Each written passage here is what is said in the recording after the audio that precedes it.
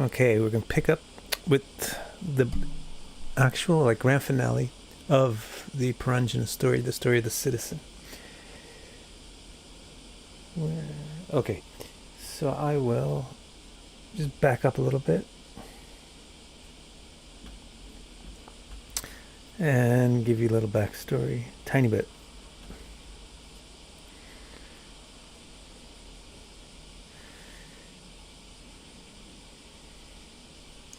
So she piles up, her husband dies while she's in the forest with him doing austerities for hundreds of years or whatever. Then she piles up the wood, puts him on the dead body on the wood, sets it on fire, and then she cries, "Oh Prabhu," and then somebody appears. A friendly, philosophical, self-possessed person whom she felt she already knew. And self-possessed also indicates that she appeared from herself. Calmly, he spoke sympathetic and conciliatory words to her. Who are you? What is your connection to this dead man you cry over? Who is he?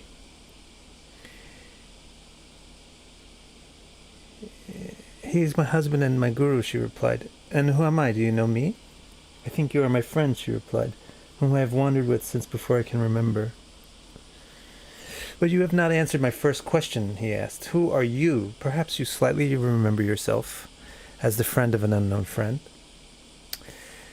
Exhausted, she said, I cannot remember anything. I do not know who I truly am. I cannot make sense of it. Please explain. Help me make sense of my shattered memory. I think before we go to the next, we're almost finished with this fourth part of the Bhagavatam. And before we go to the next, to the fifth, which I really want to do, it has all the astronomy and cosmology. But before we go there, I will go back over the whole fourth really much faster. And then kind of edit it a bit. All right. So she asked him, please make sense. Help me make sense of my shattered memory. So he's going to explain stuff now. So now he explains. The unknown friend explains. Without interest in me, your interest became a passion flowing towards external pleasures.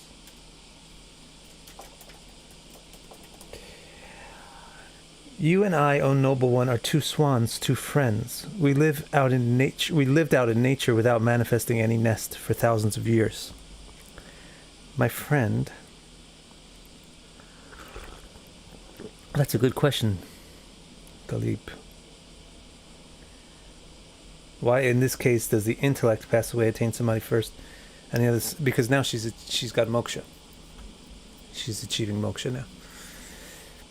So you won't achieve moksha. His question is, in the first case, when she was the king Purusha, she symbolically died in the story, and the intelligence followed her.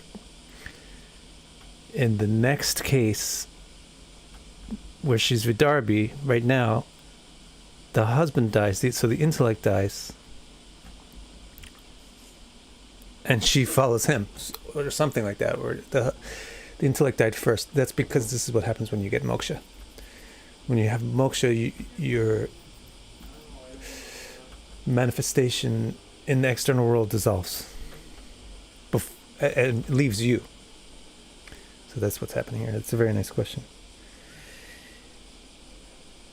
You and I, O noble one, are two friends, two swans. We lived out in nature without manifesting any nest for thousands of years. My friend, that swan, you, was unaware of me. All of your thoughts went instead towards what you might acquire out there in the great world. And so there you wandered, wanting to see whatever it could give birth to.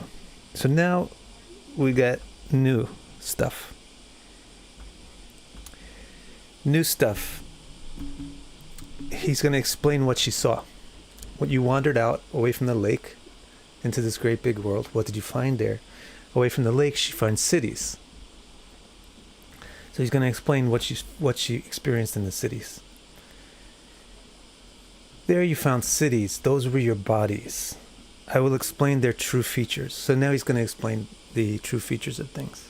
Now Narada is using this a bit to explain the allegory to Barishat. But Barishat's going to say, it wasn't enough explanation. I still didn't understand it. You skipped a lot of parts. So, can you tell me again? So Narada himself is going to explain the allegory in the next chapter. So he says, there you found cities. These are your bodies. I will explain their true features. They have 9 gates leading to 5 pleasant gardens. So this will be flashbacks for you. You remember all this stuff. And we did explain what they already were, but imagine you were the king, the Barishat, hearing the story from Narada. He wasn't explaining the allegory, he was just telling the riddle, the allegory. So now he's finally having somebody in the story explain all this stuff. They have 9 gates leading to 5 pleasant gardens. These are the 9 openings through in the body through which the master of the city can visit the gardens and enjoy their delightful objects for the 5 senses. So what are the cities? The cities are bodies. What are the gates in the cities? The way the consciousness can flow in and out from a body. The holes, the openings in the body that allow consciousness to go out and come back in. Where do they go? They go to gardens. What do gardens have in them? Delightful things. 5 gardens, 5 delightful things. Things to see, things to hear, things to taste, things to smell, things to touch. Okay? Experiences from the gardens are brought back into the city. So that's what that's what happens. Your consciousness flows out, it meets an object, and it brings that sense impression of the object back into the mind. And then the mind experiences the joy or unhappiness of having that experience. So experiences from the gardens are brought back into the city and merge with the mind in 6 assemblies. So inside the city there's 6 assembly halls. Why 6 if there's 5? There's 5 gardens. Why are there 6 assembly halls? Because each one is going to intersect with the mind. The mind is the 6th. The city is held together and protected by a single guardian, the vital force. So now he explained that this serpent protecting the city was actually the vital force, prana. The vital force is the thing that keeps the body animated. It keeps the soul in contact with the body. This is something called prana. It has 3 storehouses for nourishment. This is interesting. You remember the houses? The city had houses and the roofs were sometimes silver, copper, or gold. So this commentator at the time explained the allegory as these are the sub-chakras in the body, and they have the influence of Rajas, Tamas, or Sattva. Now the Brahma is going to explain basically the same thing, but he's going to say these are the things in the body that allow the nourishment to happen. So that's basically what the chakras do. They allow the nourishment to happen, and the 3 different colors represent foods, lubrications, and metabolics.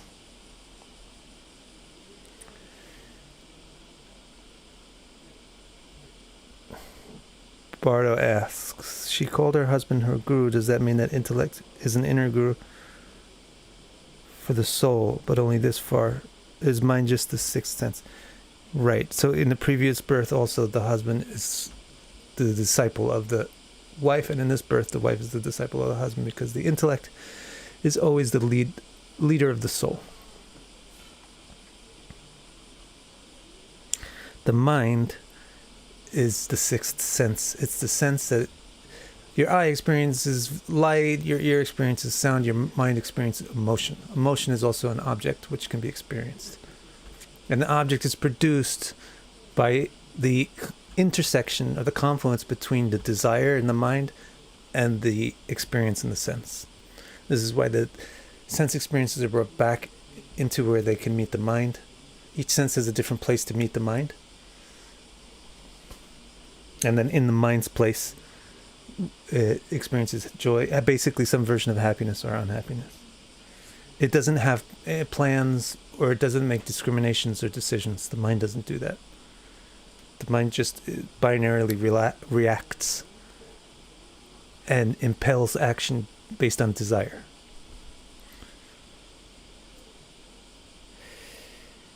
So it's held together and protected by a single. So now he talks a bit about how the city is nourished. It's protected by a guardian, which is the vital force, and then it has 3 storehouses for nourishment and 5 stores that sell what the storehouse produces. The storehouse produces tejas, apa, and anna. Tejas is metabolism. Apas is all the lubrication that's required in the body. It literally means water. Tejas literally means fire. And then anna literally means meat or food or grain. So that produces the nutritions, the foods, vitamins. And then these storehouses sell their wares in 5 stores. And they sell them as the 5 powers of action, the Kriya Shakti. So the stores convert the basic nutritions and lubrications and metabolisms into the potential, the energy to use the senses and to use the body in 5 different ways for the 5 different senses. This is what you experience inside a city, inside a body. It's got 9 gates that you can go out into the 5 gardens with. It's got, what else? And then it's got 6 assemblies for the experiences to meet with the mind. It's got a single guardian, which is the vitality. It's got 3 storehouses of energy and 5 ways of producing the energy and using it. And then it's got 5 basic building blocks, which is Prakriti, Bhuta. So that's the eternally manifest constituents of manifest reality: solids, liquids, energies, gases, and location. The 5 fundamental elements are the things that build the city. And then there's one queen, and the way that he refers to the queen is interesting because he, in one sentence, calls her a queen, and in the other sense calls her a king, because it flips back and forth. The gender flips back and forth, which is interesting when you consider Mercury signifies it. The king or queen ruling the city, and there's one ruler of the city. The king or queen ruling the city and all its powers is the intellect. Entering this city through her, you identify fully with it and become unaware of anything else. So that's very interesting. Once you get into one city,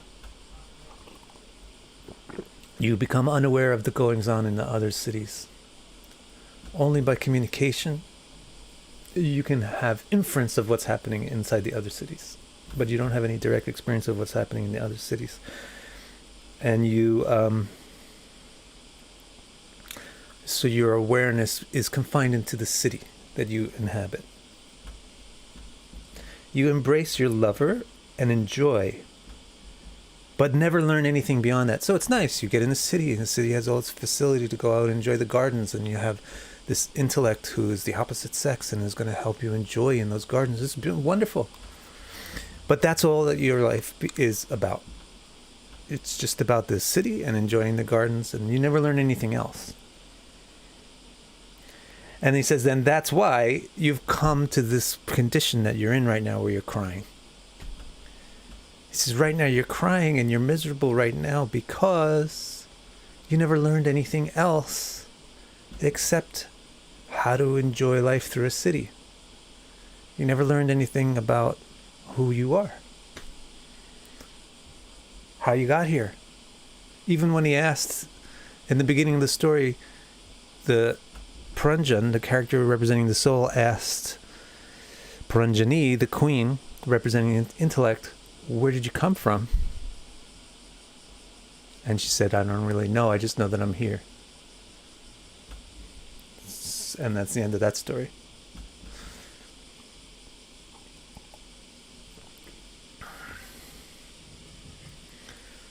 So now, Vidarbhi pleaded sincerely. Please tell me what I have never learned. Please teach me about what I've never learned, what I've never been aware of.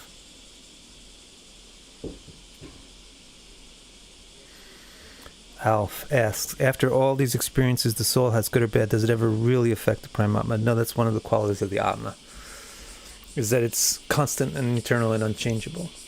So nothing can really affect it. but it has a lack of awareness of its own nature, and so it feels affected by things.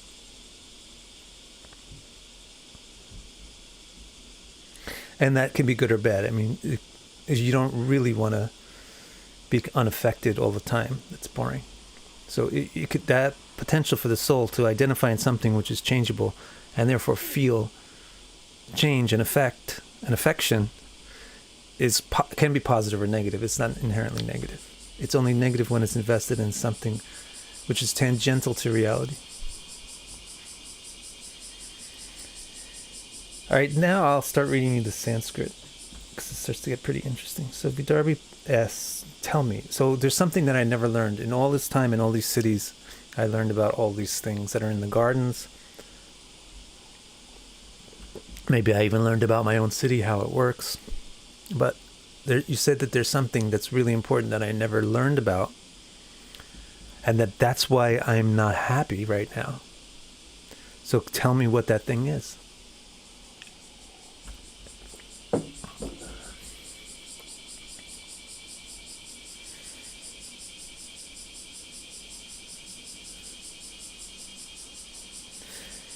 So here he drops the bomb.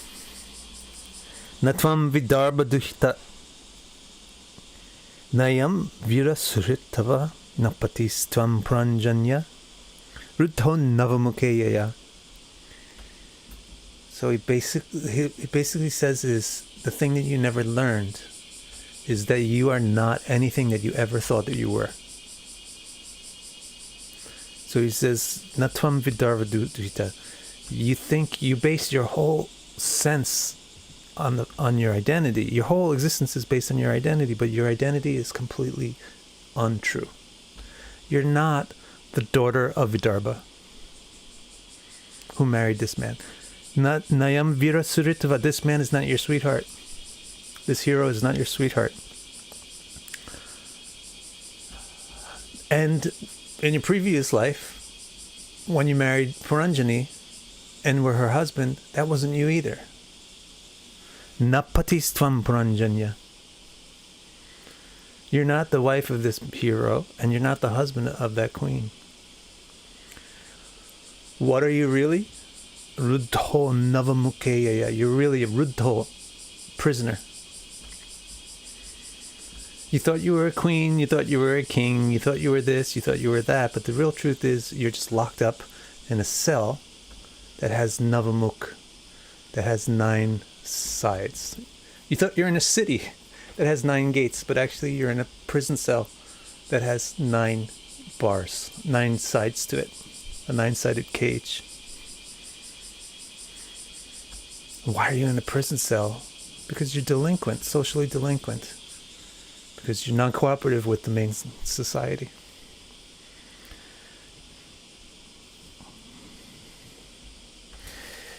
So in English, he says, you are not the daughter of Vidarbha, and this hero is not your sweetheart.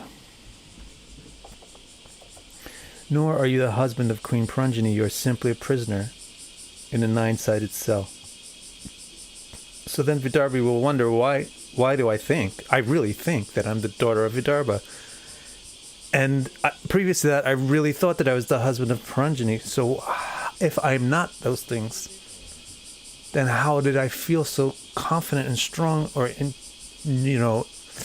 how is it such an ingrained intuition that I was those things? So now he explains. Maya hesha, maya shishta, ya pumang sangstriyam satim, manyase nohubiyam, yadvai hangso, Pashavayor Gatim. So he says, well, that's the power of illusion. Mayahesha. This is the power of illusion, is to think that you are something which you are not. And he says that power stems from me. So this is an interesting thing. Maya Yesha Maya Shishta. I'm the source of the creator or the emanation or the well of the stream which is Maya, or misperception, illusion. Similar analogy is that darkness springs from the sun, because darkness is the absence of light. So if you block the light somehow or go somewhere where the light hasn't reached, then the light is creating the darkness. It can create a shadow. Similarly, consciousness can produce illusion. Consciousness produces illusion because illusion is a type of perception. So since the ultimate divinity is brahman, which is perception, then the Paramatma, who's speaking here as the unknown friend, says, how did you think that you were Paranjana? How did you think that you were Vidarbhi? Because of the power of illusion. Because that power of illusion comes from the power of perception, which is me. It's very powerful. Perception is the most powerful thing. Perception is more powerful than objects. We always think, when will my dasha and transit and everything, my life will change. Your life will change when your perception of it changes. And if your perception of your life doesn't change, then even if the stuff in your life changes, it won't make a difference. You won't notice it. Perception is way more powerful than objective. Subjective is way more powerful than objective. But we think it's the other way around. We don't care about changing our subjective. We think that's weak.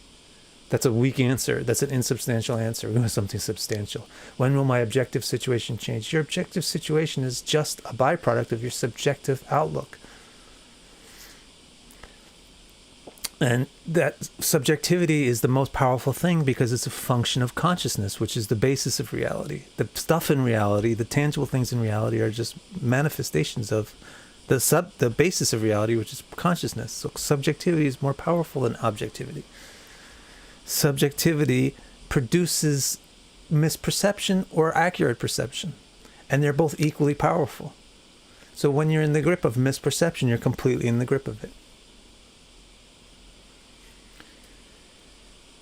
So what did she never learn? She never learned that she's something completely different than what she thinks she is, and actually she's completely imprisoned by not knowing what she really is. And how did she accept that situation so fully and not realize that she was just in a prison? Because of the power of misperception. Maya hyesha, maya shishta. That's why. That's why you thought. Yat pumang sang. That's why you thought you were a man. Pumang. And that's why you think that you're a striya sati, a lovely lady. Pungsa means kind of like a strong man. Striya sati means the lovely lady. And that's why you also think na ubaya. You're somewhere in between. You might think you're a strong man, you might think you're a lovely lady, you might think that you're something somewhere in between on the spectrum of whatever the gender is. Whatever you thought you were in all these lifetimes. It's because of Maya. It's because of misperception. The truth is, he says that you are Hamsa, which is a swan. Now the meaning of the word Hamsa is so interesting. It's very important. Why did this unknown friend pick a swan to represent the soul or the true self in its natural condition? Because a swan sits in the water, muddy lake, and is always white, sparklingly white, and is not drenched or wet or anything. It's always white and dry in the middle of a dirty, muddy lake. This is why the swan represents the soul. So that answers the question from Alf, I think.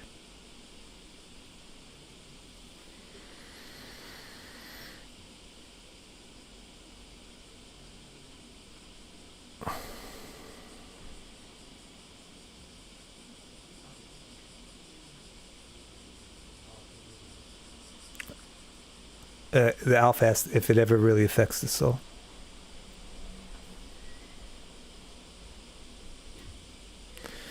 Galib says, what Bhagavat said was interesting, that the soul was together with the swan. He didn't actually say, he's telling this in the context of the allegory. In the context of the allegory, before you became Paranjani, Before the story began, you were something else. But the wording used and the way that it fits into the overall Vedic picture of the thing, it's not that there is a condition before your manifestation.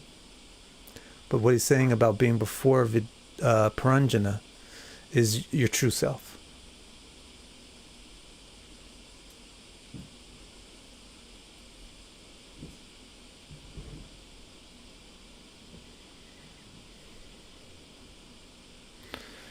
Bardo asks about animals. Yeah, animals are like other types of cities.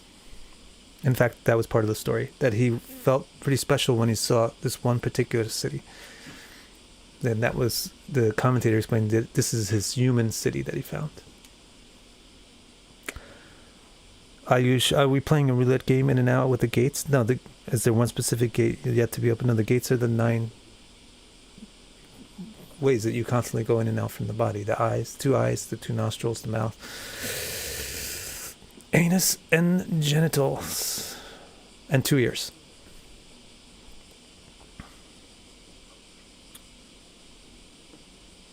Alf, can we consciously communicate with the Prima Atma while still alive? Yeah, you can, but it's not. Yeah, you can, but for most people it takes a lot of work. Can you lift 500 pounds? Can you bench press 500 pounds? You can, I think. Whatever the right number is. But you can do it, but for most people, you can't just go and do it. You will have to work towards it, because your body has to be capable of doing it, because it's not used to doing that. So it's the same thing with interacting with Paramatma. And also, Paramatma is not a very talkative fellow. In this story,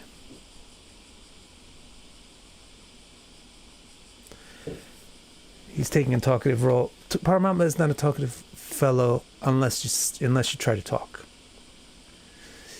The Paramatma's main foremost quality is absolute neutrality. So he never initiates an action, but only in response to how the soul wants to initiate action. So it's not even really like he's talking and you need to listen. You actually need to talk. Like in the story, she actually called him.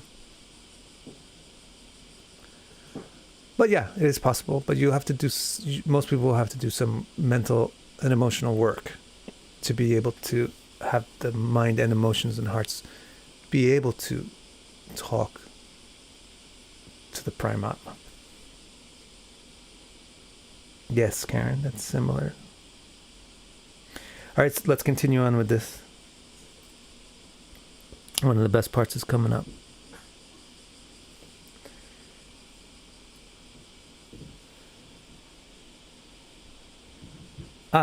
Yeah. The way that this ends is pretty powerful. Oh, the swan, right? Why is it called a swan? Because the soul is not pumsa, striya, or something in between. The soul, or let's put it this way, the soul is the basis for any one of those things. The soul can manifest as a strong man, as a lovely lady, as something in between, but the soul is the soul. The soul is a swan. It doesn't change its color. It doesn't get wet. It doesn't get muddy. So what he says at the end of the sentence is, Pasya vayor gati. You always looked towards your city to define who you were. So you became convinced that you were the husband of Paranjani, or that you were the wife of Malayadhwaj. But now look instead towards the swan. Not towards the city, but towards the swan that you really are. Hamsao Pashavaya. And now he says Hamsao, which means 2 swans. The swan's not alone. The swan is always with another swan.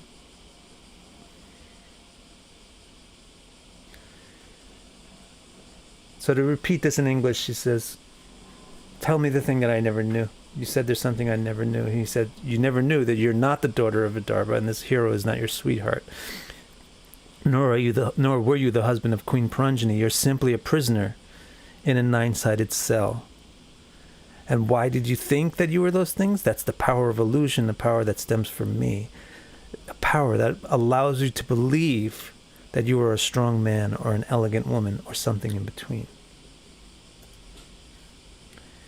Now she wants to know, what am I really?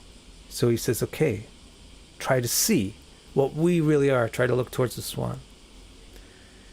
Now, Alpha, you ready? The next verse is going to use the word bo, one of our favorite words. Aham bhavan nachanyam stvam tvam evaham vichakshva bho. Bo. Aham bhavan nachanyam stvam tvam evaham vichakshva bho. Nanao pashyanti kavayas chitram jatu managapi. So this statement is really powerful, and the next one is going to explain it really clear. She says, what am I really, right? He says, all right, let's look. Look at the swan, the two swans, look at them. That's me and you. Aham bhavan, me and you. Aham bhavan nachanyans tvam. Anya means something else. Na anya, not something else. Aham bhavam nachanyam tvam. Tvam is you. Another way of saying you. Bhavam is a very respectful way of saying you. Tvam is a more familiar way of saying you. You and I, you are not different. You are not something else. This is better. A better word than different is something else.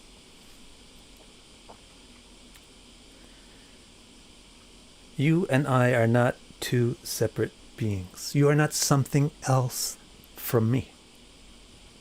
Aham bhavam nachanyam tvam. Tvam ev aham. Aham.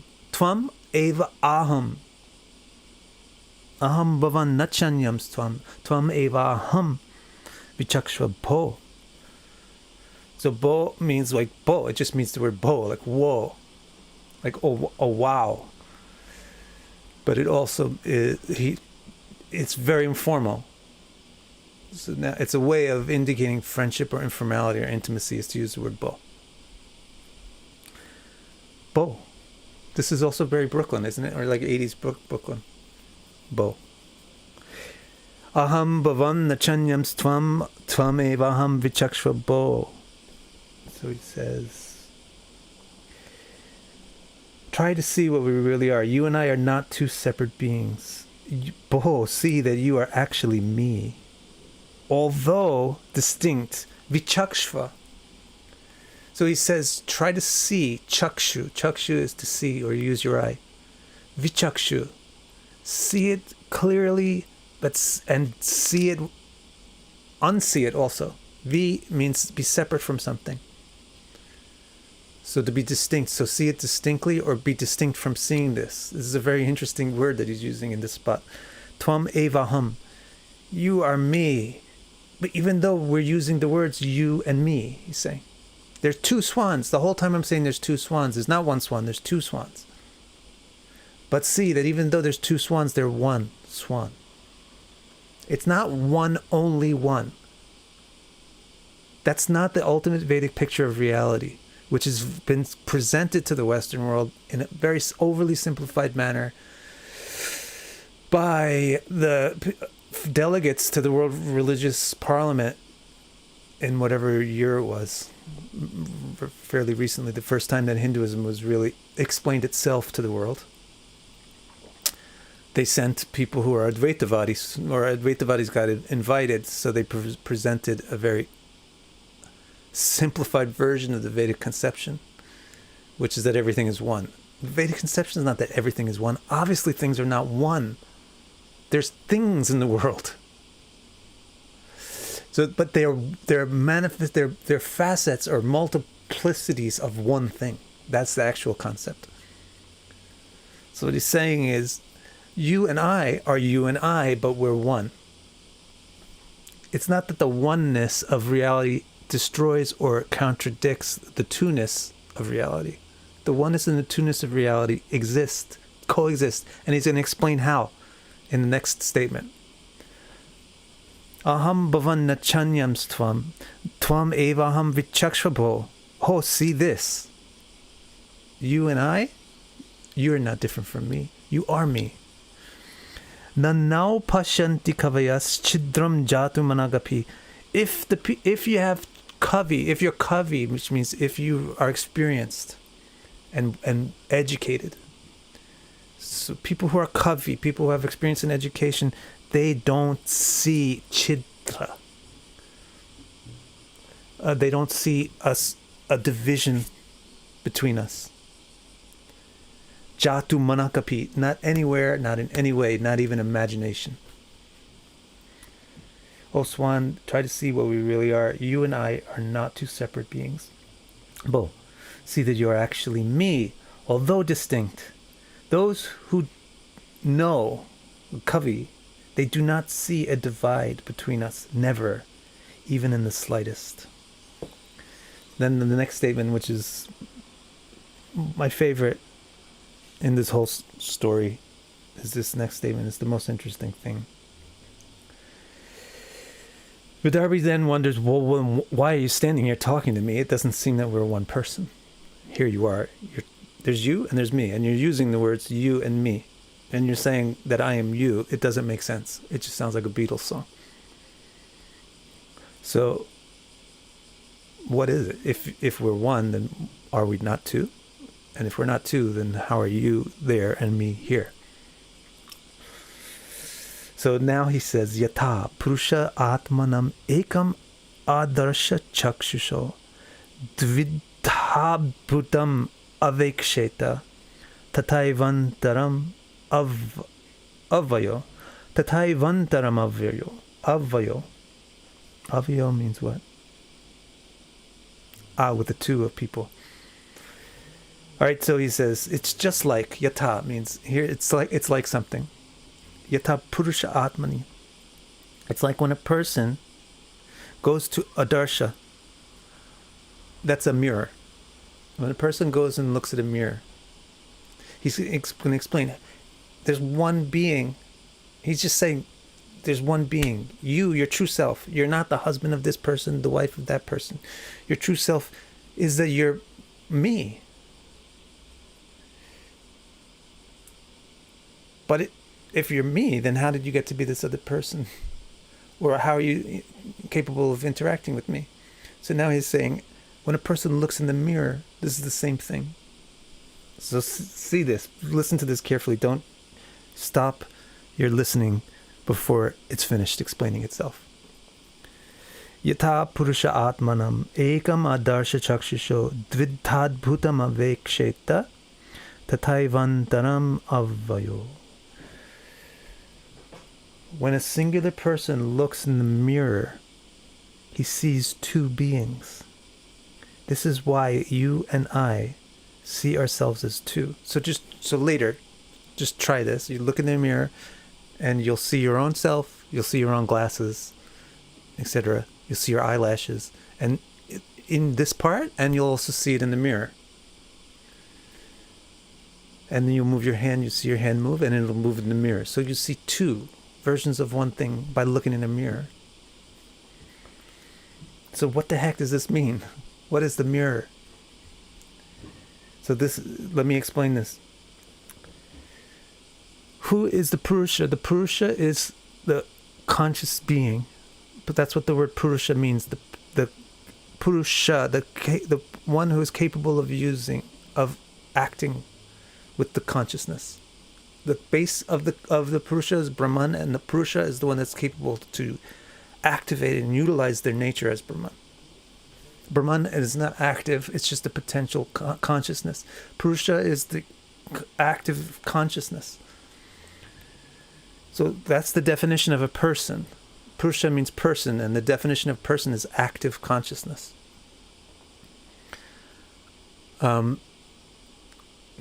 what is consciousness? Consciousness wants something inherently, because consciousness can do something. Anything that can do something wants to do it. Consciousness wants what? Something to be conscious of. Otherwise, it's not consciousness. It can't exist unless it has something to be conscious of. Consciousness means awareness. If there's nothing to be aware of, then there can't be awareness. It's only a theory. So, consciousness wants to be aware of something, but there's nothing but consciousness in reality. So, consciousness has to be both the observer and the observed. There's not something else that's different from consciousness that can be observed by consciousness. Consciousness is all of reality. But consciousness can act in the capacity of the observer and the observed. So this is why consciousness, and this is what you do when you look in a mirror. When you look in a mirror, the image in the mirror becomes the observed version of you, and the person looking in the mirror becomes the observer version of you. So this is what the unknown friend is telling Vidarbi right now, is the reason why you and I are two beings is because we want to experience each other. So we have this, we're looking at ourselves. By looking at ourselves, we see that we're two. One is being seen and the other one is seeing, and vice versa when you look back.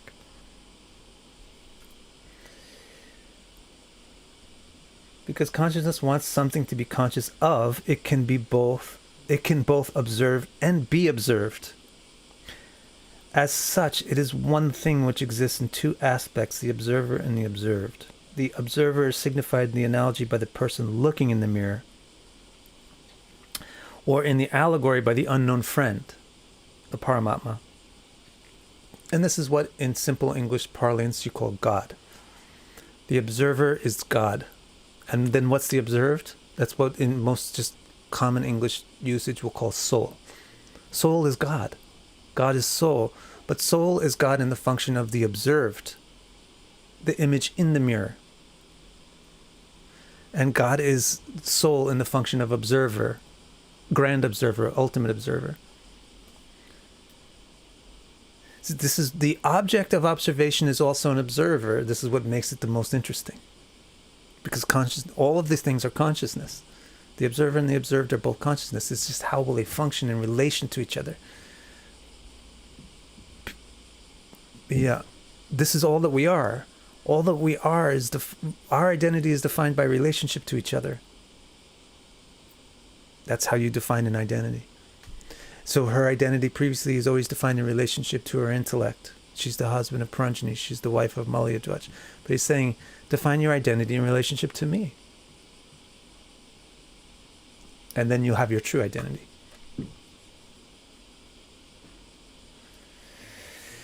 So the observer is signified in the analogy by the person looking in the mirror, in the allegory by the unknown friend, Paramatma or God. The observed in the analogy is the image seen in the mirror, and the allegory is the main character, Vidarbi.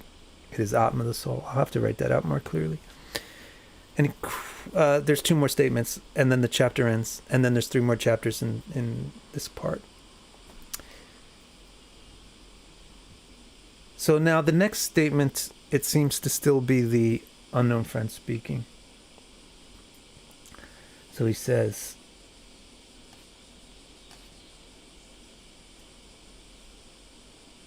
Evam samanaso hamsena pratibodhita swastas tad vyabhicharena nashtam apapuna smritim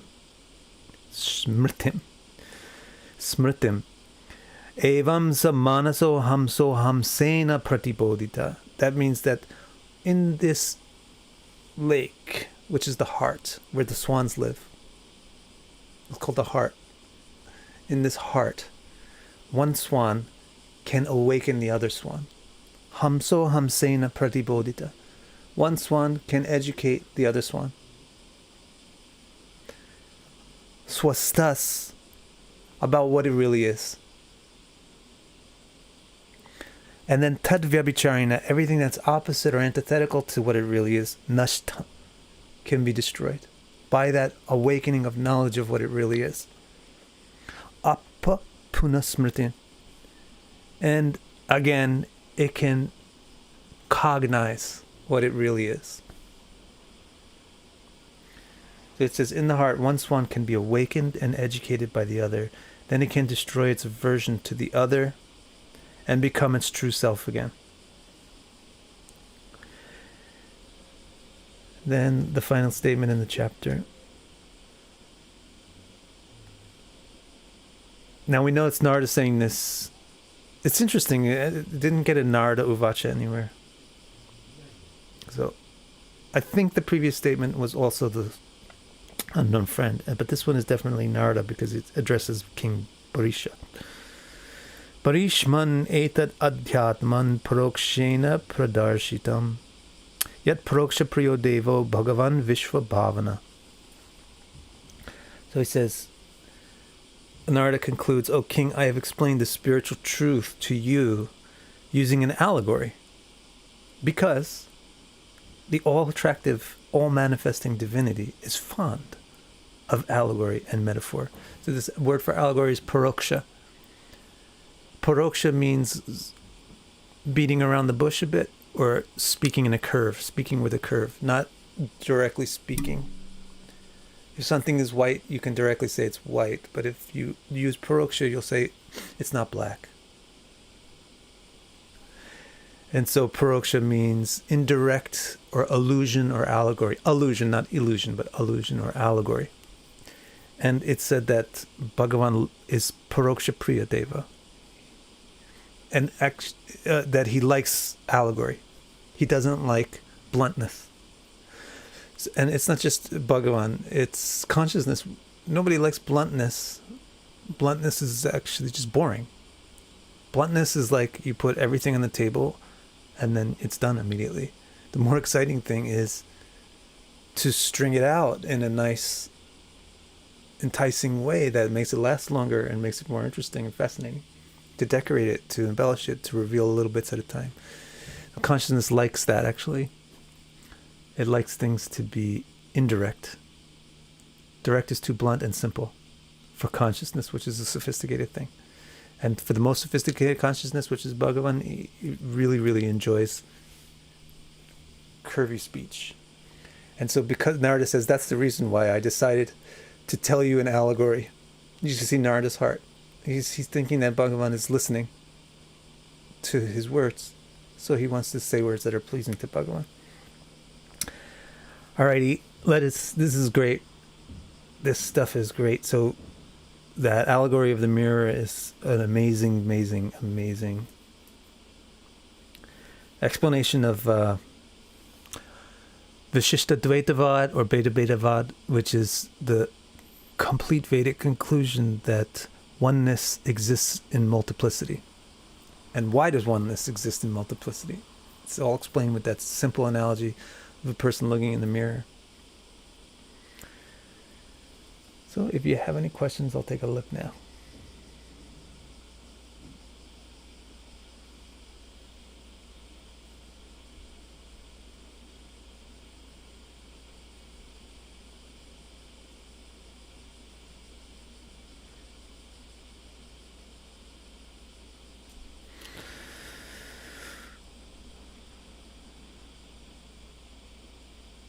Bardo asks at the beginning. I like how Bardo always puts a bell or something at the beginning. Wait, let me just go back. All right, so this is where we go. At the beginning of today's live stream, there was a part where the soul was able to take a glance at all the cities it previously lived in. Does this mean we have access to this knowledge? I guess you envisioned it that way, that the soul was glancing back at all the cities. Yes, we do have access to this knowledge, and actually the Paramatma, one of the functions of Paramatma, which is the unknown friend, is what modern psychology sort of identifies as the functions of the subconsciousness, which is to mediate or gate memories selectively so that they don't interfere with the way that we want to function right now. So it's really the Paramatma who's the gatekeeper to all those memories anyway. And so it does aptly fit the way Narada crafted the allegory, in that because of conversing directly with the unknown friend, she's able to see all the past lives. Aham evasam evagre. Nice reference, Ayush. Chitra. Alf heard the word chitra, but actually the word was chidra. But they are related, because chitra means something which is cut very nicely, like a jewel, and cut to reveal its internal sparkle is chitra. Something which is showing its beauty is chitra. The covering is off. Chidra means to be cut. So what the swan is saying is there's no cut or divide or chasm between you and me. People who are COVID, people who are Kavi, they don't ever see any split between the soul and the super soul.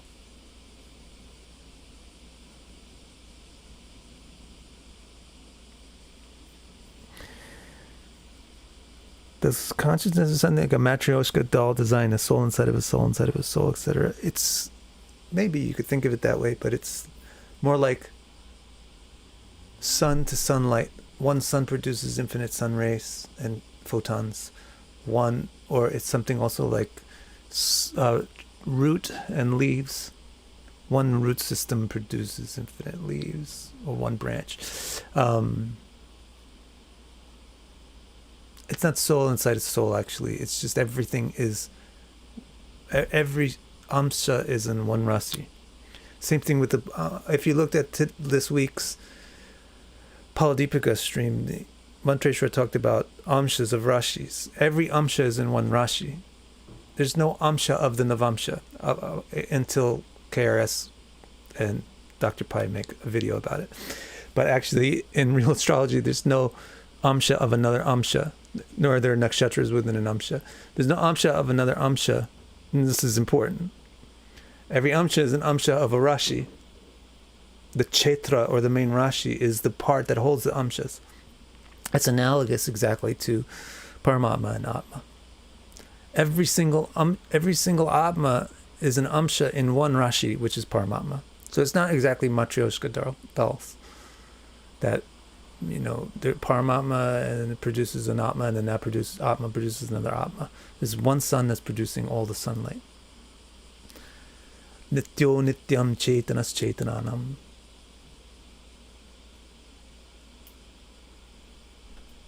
Beauty. But how come I see the other soul's reflections in my own mirror as well?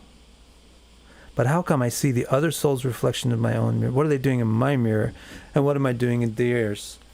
Why not? The external thing. Okay, you take the analogy kind of to a new spot, but let's roll with it. If you look in a mirror and you see somebody walking around behind you in their house, that you can also see that that's another manifestation of Bhagavan. That's another thing that they wanted to look at. And you can also see that you, even though you are the observed, you are actually the thing in Bhagavan's mirror. But the thing in Bhagavan's mirror is a reflection of a thing that can see. So the thing in Bhagavan's mirror also has the power to see. So it can also look out from the mirror and see other things. You know, there's in everybody would be great if, instead of in school learning history of World War II and all that, if people learned logic, it would be great. There's just principles in logic about analogies, and one of the important things about analogies is that analogies have limits, and analogies also have relevance. It may be an irrelevant analogy. It may not be a proper analogy. Only an analogy which is highly relevant, which means has a lot of similarity, should be used, and then it shouldn't be stretched beyond the application that it was used for. It may not yield accurate results, because the analogy isn't the actual thing. It's just an indirect way to explain the thing. But hopefully that explains a little bit.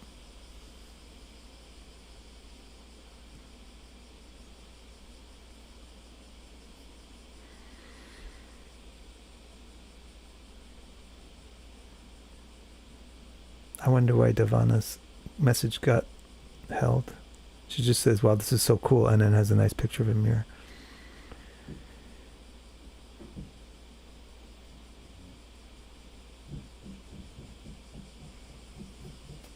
L9 Bash wants to know if Purvabhadra or dual signs can come up with an understanding of the soul because having to face oneself in the mirror more often. Sure. Galib G, what does it mean by one swan waking the other? Good question. Paramatma can reach and awaken souls. Not really, as I explained. A Paramatma is the super neutral. He's not a talkative fellow. But he's a responsive fellow. It's an ideal person, really. He's not a talkative fellow, but he is not an unresponsive fellow. So if we look at... He told her first, look at the swans. Remember? In the story, he said, look at the swans. You always looked out to the city. Now look at the swans and see what you see. If you do that, then the Paramatma can respond. And then the Paramatma can educate. And then people will say, well, then Om Tat Sat. But the Paramatma actually is going to educate you. The Paramatma says, Acharya Mam Vijaniyam, that I speak to you through the teacher, the guru, and who speaks to you from the Shastra. So the Paramatma's instructions are already externalized in the form of the Vedic Shastra. When you try to look inward to the Paramatma, you will start to be able to understand the instructions that you hear in the Bhagavatam. It's not necessarily that you have to hear an actual echoing voice inside your heart.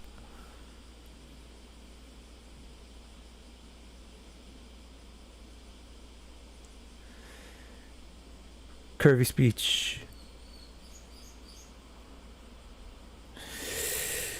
Vishnu is a fan of the gift of gab. Thank you. Shukadeva is my favorite rishi. That's great. Me too. Shukadeva is really the guy who's narrating all these stories. I'm really excited about the recap of 4, says Melissa. Good. Thanks. Me too. Good answer, Bardo. The Atma has to find the Paramatma because the Paramatma is non-intrusive. Because you're having your fun and you're doing your thing. And Paramatma is not going to intrude. And the Paramatma is the facilitator. And the Paramatma is non-judgmental. He's really the ideal person. Not judgmental, he simply facilitates what you initiate and what you want. And doesn't step in the way of anything. Anything, even if it's a disgusting action. It's your free will to do it. So he'll facilitate any action. And if your action is to try to learn from Paramatma, then he'll also facilitate that, mostly by putting you in contact with the Vedas through a guru.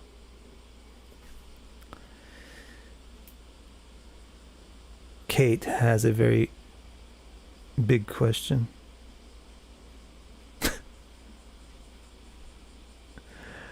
Kate's question is, why did the immersion in Maya happen considering the prime cause is enlightened? Did God get bored? It's not that God gets bored, but God wants to... The consciousness wants to observe, and consciousness wants to be observed. Consciousness functions in the two ways, as the observer and as the observed. So the desire is not simply to observe, but also to be observed. This is why there's male desire and female desire. Basically, the essence of male desire is observation, to be the observer, and the basis of female desire is to be the observed. So consciousness has both desires, and Bhagavan has both desires. He doesn't just want to observe, he wants to be observed.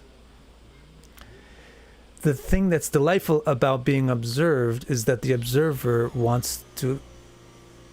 values you, right? The observer values you, and that's why they direct their observation towards you.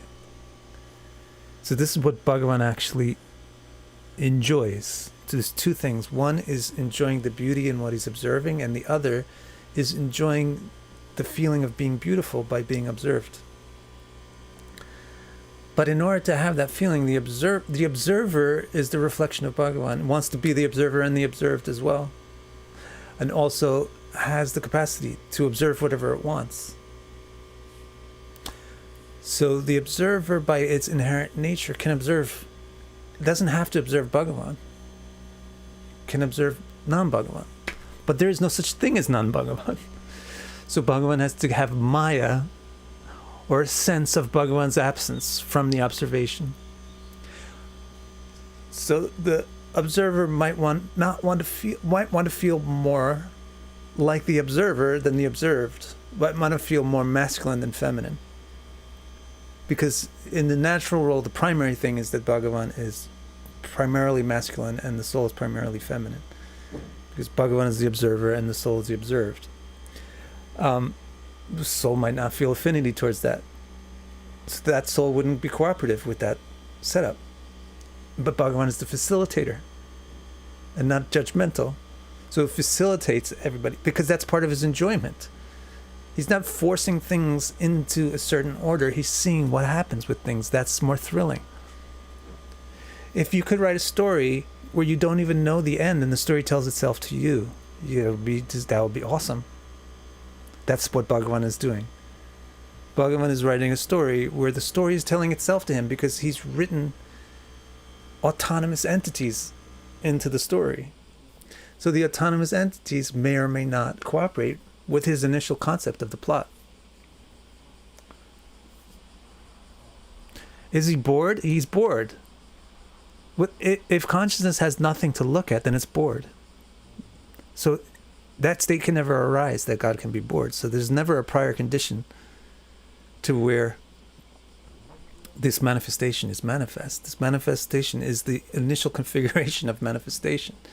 There's no condition. Once upon a time, God was bored, but you might tell it that way in a story so that people can understand.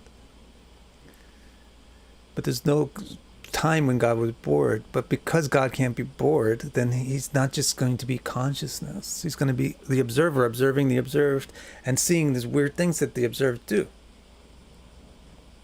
And whether or not they pay attention to him or not.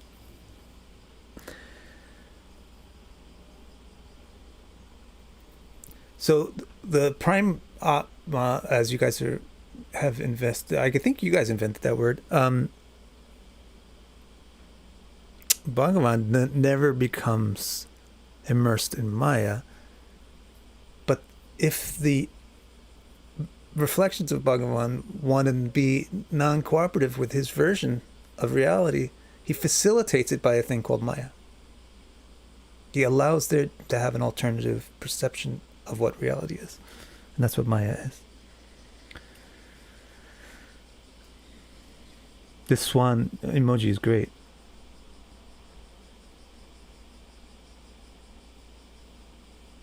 Thank you, Tata. Thank you, Tear. Tear.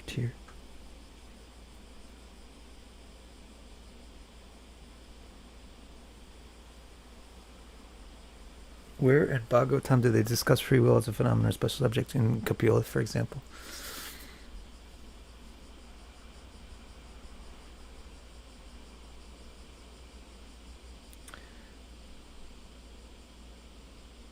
All right, so I think I'm going to grab the mic now and say something funny. Wait, Samurai gave a question. Even though my hip is starting to hurt.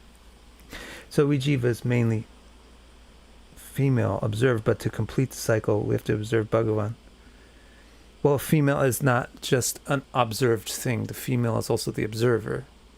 This is what makes female more complex than male. Male is simple, it's an observer. Female is more complex because it's observed observer.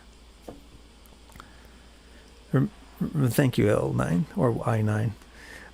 So just remember that everything is consciousness, even the observer, even the observed.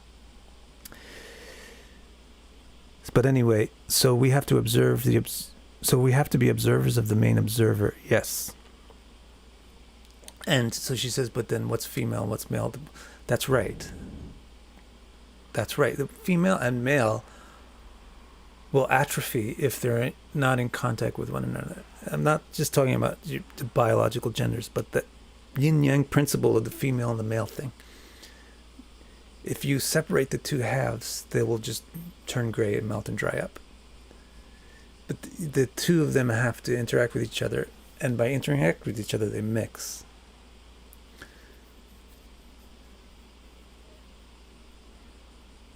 There's never, so you'll never therefore have an entity which is only masculine, or no, you'll ever have an entity which is only feminine. Even Bhagavan, the prime masculine entity, has feminine aspect, which is obvious in every single painting anyone has ever done of him. Every single visualization, every single verbal description, it's obvious. And also the prime feminine object, which is the Atma, will also have masculinity to it. Otherwise, it doesn't initiate any action. But they do initiate actions.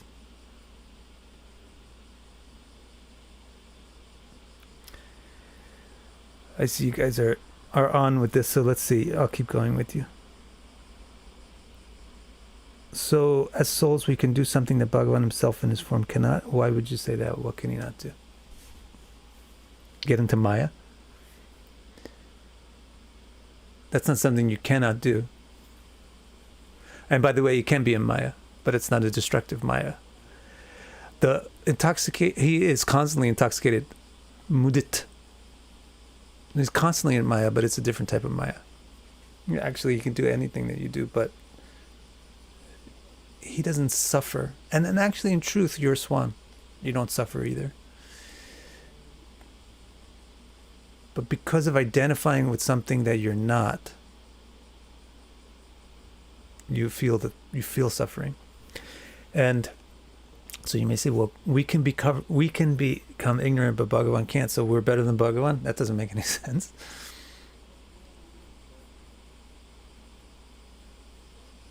All right, guys.